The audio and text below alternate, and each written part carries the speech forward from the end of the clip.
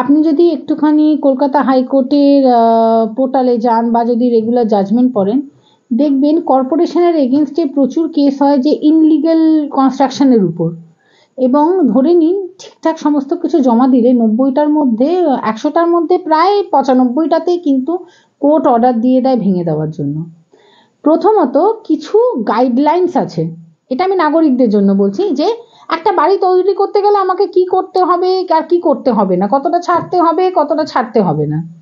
আমার পাশের বাড়িতে যখন একটা জমিতে বাড়ি তৈরি হচ্ছে, তখন থেকে কিন্তু আমার রাইট হয়ে যায় যে তাকে আমি বলি যে তুমি 3 ফিট রাস্তা ছেড়ে দাও, তুমি এত ফিট ছেড়ে দাও, যেটা যেটা কর্পোরেশনের নিয়ম আছে ওটা করো। এবং কর্পোরেশনকে কিন্তু এসে সয়েল টেস্ট করে বলতে হয় যে এই বাড়িটা কতটা ভিত নিতে পারবে, কতটা আমার ভিত হতে পারে, কত তলা আমার বাড়ি হতে পারে, সেটার কি হতে পারে। কিন্তু বেশিরভাগ ক্ষেত্রে করাপশনের জন্য এগুলো কিছুই হয় না। প্রথম হলো করাপশন,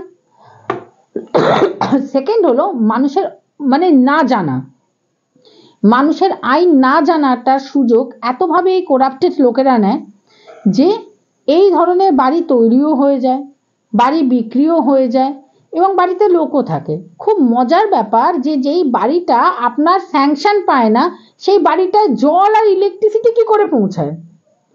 এই প্রশ্নটা কারোর মাথায় কিন্তু কোনোদিন আসে না।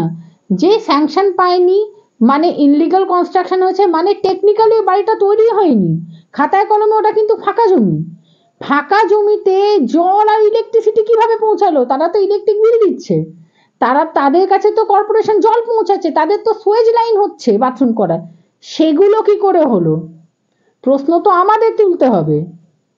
একজন আইনজীবী হিসেবে আমি যদি অনেক প্রশ্ন তুলি, রোজ আমি যদি রিড করি, আমাদেরই প্রফেশনে এরকম প্রচুর লোক আছে যারা পলিটিক্যাল পিমস, তারা বলবে আপনি পাবলিসিটির জন্য করছেন। এই জন্য কোনো না কোনো মানুষকে কিন্তু এগিয়ে আসতে হবে, সিভিলিয়ানকে। আমি তো এটা প্রচণ্ডভাবে মনে করি যে এই প্রশ্নটা আপনারা ওঠান, যে যেই বাড়িটা তৈরি হয়নি, যার কোনো কর্পোরেশনের কাগজই নেই, পারমিশনই নেই, তো টেকনিক্যালি সেইখানে কোনো বাড়িই নেই, ওটা ফাঁকা জমি। যদি ফাঁকা জমি হয় তাহলে ওটা সুয়েজ লাইন কি করে ট্রেনে যাচ্ছে? যদি ফাঁকা জমি হয় সেই বাড়িতে জলের কানেকশন কি করে আসছে? যদি ফাঁকা জমি হয় সেখানে ইলেকট্রিসিটি কি করে আসছে? এইগুলো মানুষ কি করে ব্যবহার করছে? আচ্ছা, advocate Mita Banerjee Roy, Calcutta high court barrister library member. আমি ট্রায়াল কোর্ট করি, ট্রাইব্যুনাল করি, সেশনসও করি। এবছর আমি পদ্মশ্রীর জন্য মনোনীতও আছি।